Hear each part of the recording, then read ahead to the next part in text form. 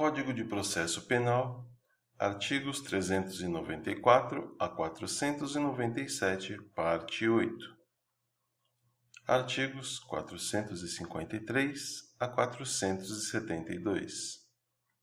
Seção 10. Da reunião e das sessões do Tribunal do Júri. Artigo 453. O Tribunal do Júri reunir-se-á para as sessões de instrução e julgamento nos períodos e na forma estabelecida pela lei local de organização judiciária. Artigo 454.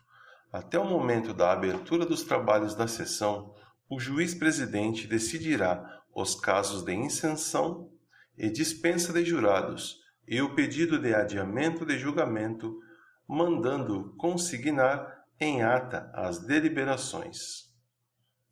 Artigo 455.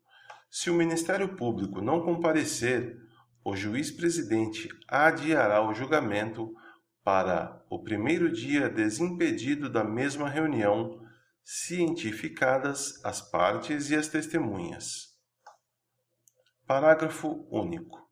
Se a ausência não for justificada, o fato será imediatamente comunicado ao Procurador-Geral de Justiça com a data designada para a nova sessão. Artigo 456. Se a falta sem escusa legítima for do advogado do acusado, e se outro não for por este constituído, o fato será imediatamente comunicado ao presidente da seccional da Ordem dos Advogados do Brasil, com a data designada para a nova sessão. Parágrafo 1º. Não havendo escusa legítima, o julgamento será adiado somente uma vez, devendo o acusado ser julgado quando chamado novamente. Parágrafo 2º. Na hipótese do parágrafo 1º deste artigo, o juiz intimará a Defensoria Pública para novo julgamento, que será adiado para o primeiro dia desimpedido, observado o prazo mínimo de 10 dias. Artigo 457. O julgamento não será adiado pelo não comparecimento do acusado solto, do assistente ou do advogado do querelante, que tiver sido regularmente intimado. Parágrafo 1º. Os pedidos de adiamento e as justificações de não comparecimento deverão ser, salvo comprovado motivo de força maior, previamente submetidos à apreciação do juiz-presidente do Tribunal do Júri. Parágrafo 2º. Se o acusado preso não for conduzido, o julgamento será adiado para o primeiro dia desimpedido na mesma reunião, salvo se houver pedido de dispensa de comparecimento subscrito por ele e seu defensor. Artigo 458. Se a testemunha, sem justa causa, deixar de comparecer, o juiz-presidente, sem prejuízo da ação penal pela desobediência, aplicar-lhe-á a multa prevista no parágrafo 2º do artigo 436 deste Código. Artigo 459. Aplicar-se-á às testemunhas a serviço do Tribunal do Júri o disposto no artigo 441 deste Código. Artigo 460. Antes de constituído o Conselho de Sentença, as testemunhas serão recolhidas a lugar onde umas não possam ouvir os depoimentos das outras. Artigo 461. O julgamento não será adiado se a testemunha deixar de comparecer, salvo se uma das partes tiver requerido a sua intimação por mandado, na oportunidade de que trata o artigo 422 deste Código, declarando não prescindir do depoimento e indicando a sua localização. Parágrafo 1º.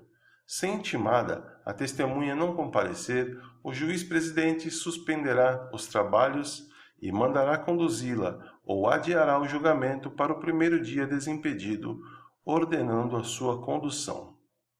Parágrafo 2º. O julgamento será realizado mesmo na hipótese de a testemunha não ser encontrada no local indicado, se assim for certificado por oficial de justiça. Artigo 462. Realizadas as diligências referidas nos artigos 454 a 461 deste Código, o juiz-presidente verificará se a urna contém as cédulas dos 25 jurados sorteados, mandando que o escrivão proceda à chamada deles. Artigo 463. Comparecendo pelo menos 15 jurados, o juiz-presidente declarará instalados os trabalhos, anunciando o processo que será submetido a julgamento. Parágrafo 1º. O oficial de justiça fará o pregão certificando a diligência nos autos. Parágrafo 2º. Os jurados excluídos por impedimento ou suspeição serão computados para a constituição do número legal. Artigo 464. Não havendo o número referido no artigo 463 deste Código, proceder-se-á ao sorteio de tantos suplentes quanto os necessários, e designar-se-á nova data para a sessão do júri. Artigo 465.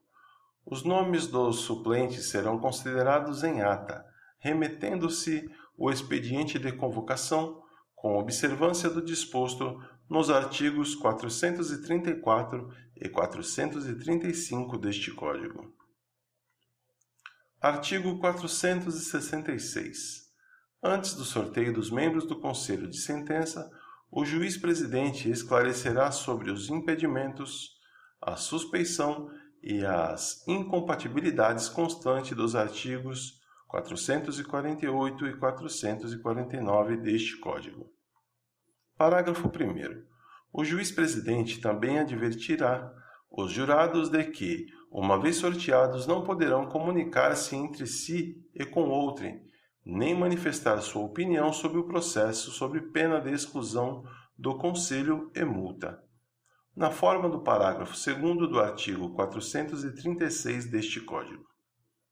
Parágrafo 2º. A incomunicabilidade será certificada nos autos pelo oficial de justiça. Artigo 467.